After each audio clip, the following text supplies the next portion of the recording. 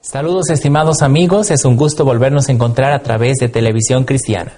En este momento tenemos para ustedes un tema bastante interesante y el tema es secretos para recibir lo prometido. Les damos la bienvenida y esperamos después de un momento continuar con ustedes.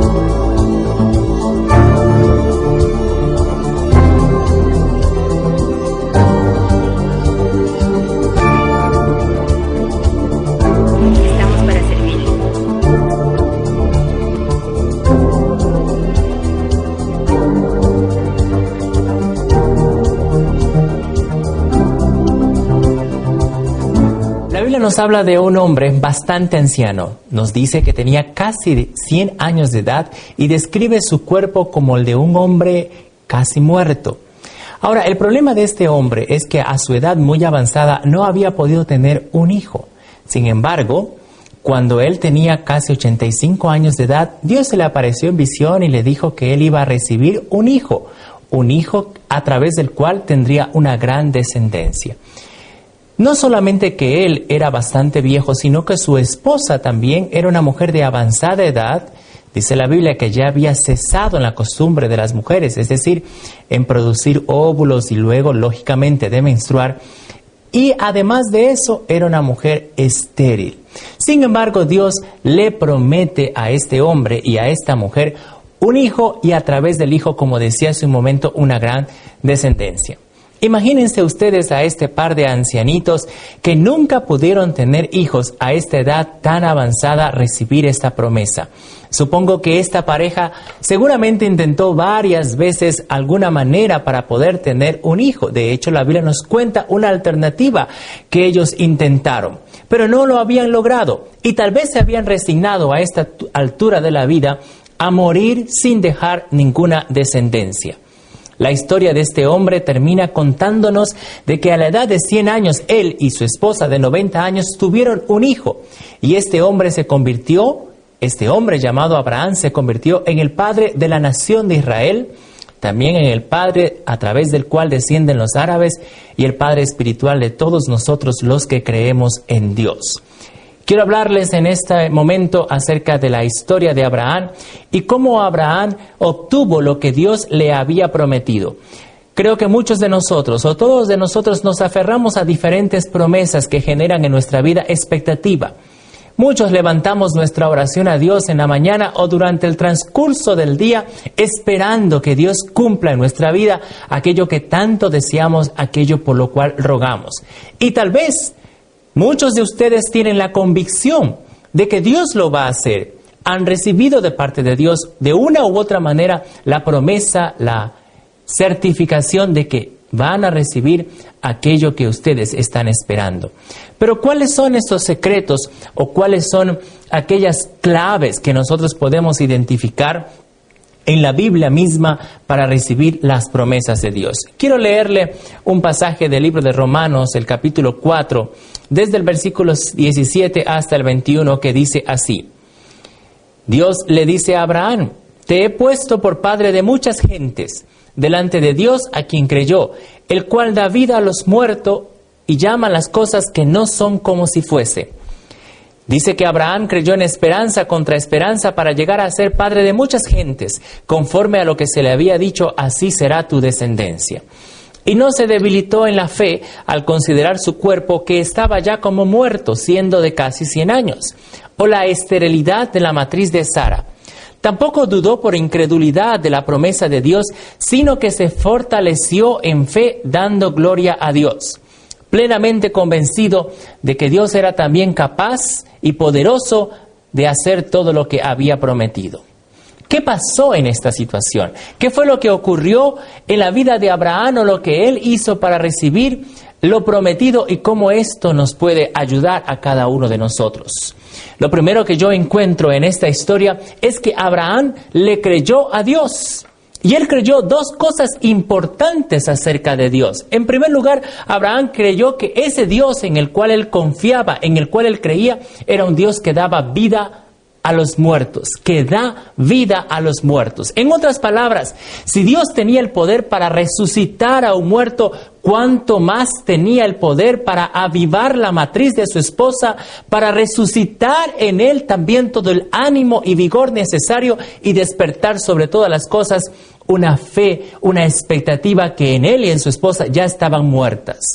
Amigo mío, hay algo que tú tienes que creer y confiar plenamente en Dios, y es que Dios tiene el poder para resucitar, para devolver la fe cuando ya la hemos perdido. Él da vida a los muertos. En segundo lugar, Abraham creyó acerca de Dios que Él llama las cosas que no son como si fuesen.